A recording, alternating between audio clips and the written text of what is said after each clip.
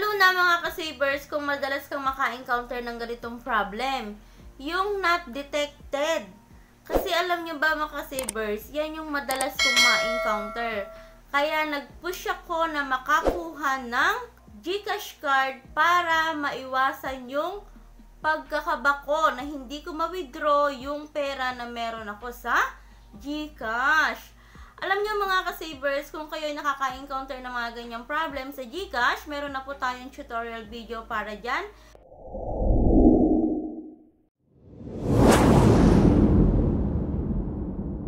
Okay mga ka-savers, ang una natin gagawin, syempre, dapat meron tayong GCash application at meron na rin po tayong GCash na verified account. Okay, first i-open po natin yung ating GCash. Pag na-open natin yung GCash po natin, makikita natin dun sa dashboard natin yung card. Or if hindi po natin makita, i-scroll lang po natin pataas and makikita po natin yan sa may area ng manage. Okay, and then once po na nakita po natin yan, i-click lang po natin yung card. Then after po natin maklik yung card, makikita po natin dito order card. Then, i-click natin yung send me a card. Okay, mga ka-savers. Pagkatapos po natin i-click yung send me a card, ang gagawin po natin, kailangan natin i-update yung mga information po na hinihingi ni GCash. Ano po ba yung mga information nun? Ilalagay mo dito yung name mo at yung address na kung saan ay dun ka nakatira. Kasi bakit? Dun po i-deliver yung inyong GCash card, mga ka-savers. At ang pinaka-importante mga ka-savers, dapat meron pong laman ang inyong GCash once na po kayo ay nag-apply ng GCash card order po natin. Okay, magkano po? Dapat meron kayong halagang 250 pesos. Dahil kapag po kayo ay walang 250, hindi po magkukontinue yung application nyo kay GCash card. Okay mga ka-savers, after nating ma-update, i-click lang po natin yung confirm.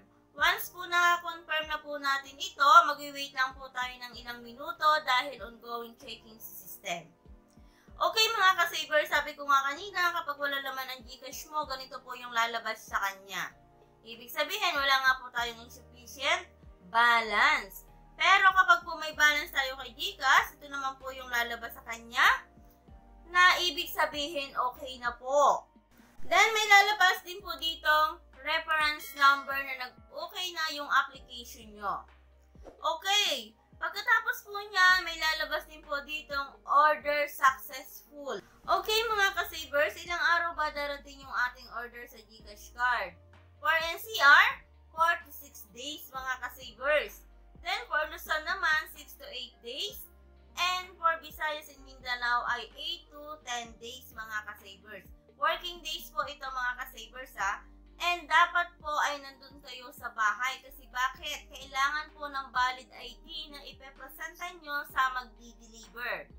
Or kung wala naman po kayo, dapat may iiwanan po kayong authorization letter para mag-receive ng inyong order na GCash card. Okay mga ka-savers, pwede nyo po akong i-follow sa ating YouTube channel, FB page, and TikTok account. Thank you so much for watching and please don't forget to subscribe and click the bell button para lagi kang updated sa mga videos natin.